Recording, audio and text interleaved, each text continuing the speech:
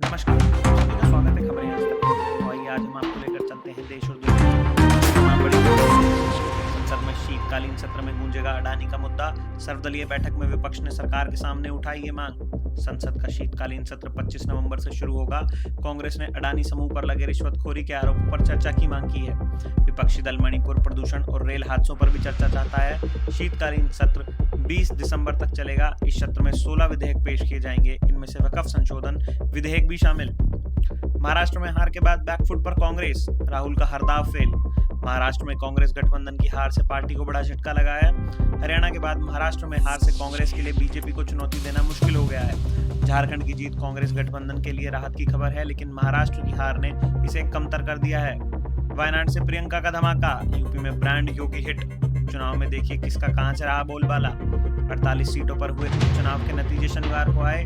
महाराष्ट्र और झारखंड विधानसभा चुनाव के साथ उपचुनाव के नतीजे जारी किए गए। उपचुनाव में कुछ एक जगहों को छोड़कर बीजेपी का ही बोलबाला रहा। यूपी में तो सीएम योगी के नाम पर ही लोगों ने 9 में से 7 सीटें बीजेपी के खाते में डाल दी, जबकि प्रियंका गांधी के लिए भी यह चुनाव जीत लेकर आया।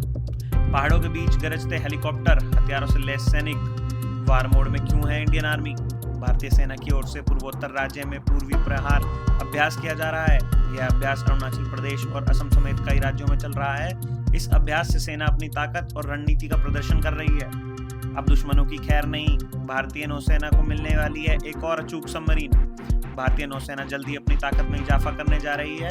अगले महीने कलवरी क्लास की छठी और आखिरी सबमरीन नौसेना में शामिल हो जाएगी। यह प्रोजेक्ट 75 के तहत निर्मित की जा रही है। इसके साथ ही नौसेना को एयर इंडिपेंडेंट प्रोपल्शन सिस्टम वाली आधुनिक सबमरीन भी मिलेगी। एयरटेल ने जियो को छोड़ा पीछे, दूसरी तिमाही में जमकर की कमाई। टेलीकॉम ऑपरेटर जियो, एयरटेल और वोडाफोन आइडिया की तरफ से रिचार्ज प्लान की कीमत में इजाफा किया गया था। हालांकि सबसे ज्यादा फायदा एयरटेल को देखने को मिल रहा है।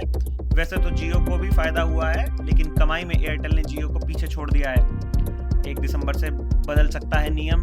जियो, एयरटेल, वोडाफोन और बीएसएनएल सिम वाले दें ध्यान। टीआरएआई ने स्कैम और फिशिंग पर रोक लगाने के लिए ओटीपी सहित कमर्शियल मैसेज हेतु नए ट्रेसेबिलिटी नियम की समय सीमा 1 दिसंबर तक बढ़ा दी है। इससे पहले यह नियम 1 नवंबर से लागू होना था। टेलीकॉम ऑपरेटर्स द्वारा आ रही तकनीकी दिक्कतों के चलते यह फैसला लिया गया। मुझे कुछ हुआ तो राष्ट्रपति को मार डालना, फिलीपींस की उपराष्ट्रपति ने दे दी प्रेसिडेंट की हत्या की सुपारी। उपराष्ट्रपति सारा की देश ने राष्ट्रपति फर्नांडिस जूनियर की हत्या करने की धमकी के बाद फिलीपींस की सुरक्षा एजेंसियों ने उनके सुरक्षा उपाय बढ़ा दिए हैं। प्रूडेंट ने पब्लिकली कहा था कि एक हत्यारे से मार्कस, उनकी पत्नी और हाउस के स्पीकर को मारने की बात हुई है। जापान के हाथ लगा $26 अरब का खजाना।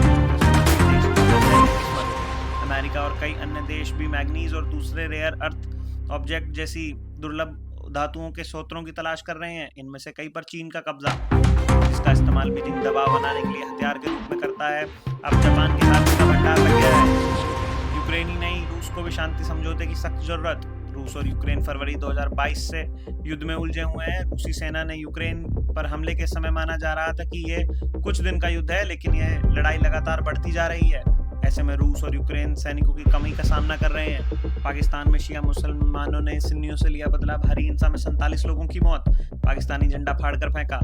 पाकिस्तान के खैबर पख्तूनख्वा के इलाके में शिया मुस्लिमों ने सुन्नी मुसलमानों से खूनी बदला लिया है। शिया और सुन्नियों के बीच इस हिंसा में अब तक 47 लोगों की मौत हो गई है। पाकिस्तानी सेना के 2 चौकियों को जला दिया गया है। पाकिस्तान के झंडे को भी फाड़ दिया गया। बुशरा बीवी ने सऊदी अरब पर क्या कहा, जिससे पाकिस्तान में बवाल।